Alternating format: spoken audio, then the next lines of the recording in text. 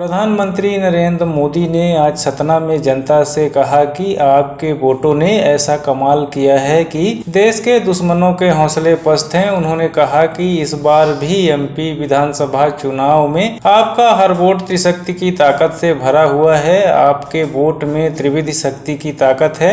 आपका एक वोट मध्य प्रदेश में फिर से भाजपा की सरकार बनाने जा रहा है। आपका वही वोट दिल्ली में मोदी को मजबूत करेगा और आपका वही वोट भ्रष्टाचारी कांग्रेस को एमपी की सरकार से 100 कोस दूर ले जाएगा। यानी एक वोट तीन कमाल है। उन्होंने कहा कि इस बार मध्य प्रदेश का चुनाव बहुत दिलचस्प है और इस बार प्रदेश का भविष्य माताएं बहनें तय करने वाली हैं। उन्होंने कहा कि मतदान से पहले ही कांग्रेस के झूठ का गुब्बारा पंचर हो गया है, फूट गया है, उसके गुब्बारे की हवा निकल गई है। वैसे ही हारते हुए कांग्रेस के नेता अब हवा निकल जाने के बाद सिर्फ शोर मचा रहे हैं।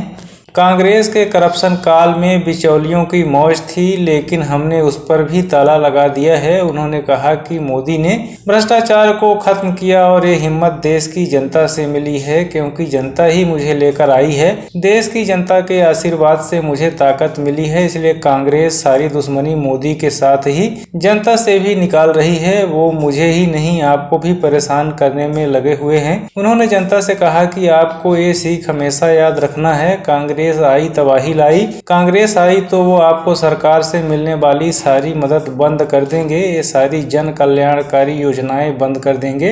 उन्होंने कहा कि एमपी में कांग्रेस ने आपके सामने दो ऐसे बड़े नेता खड़े किए हैं जो आज कपड़ा फाड़ नेता बन गए हैं। यही नेता एमपी को हमेशा वंचित रखने के लिए जिम्मेदार हैं। इनका एक ही एजेंडा है कि 3 दिसंबर को भाजपा से हारने के बाद किसका बेटा मध्य प्रदेश कांग्रेस पर कब्जा करेगा।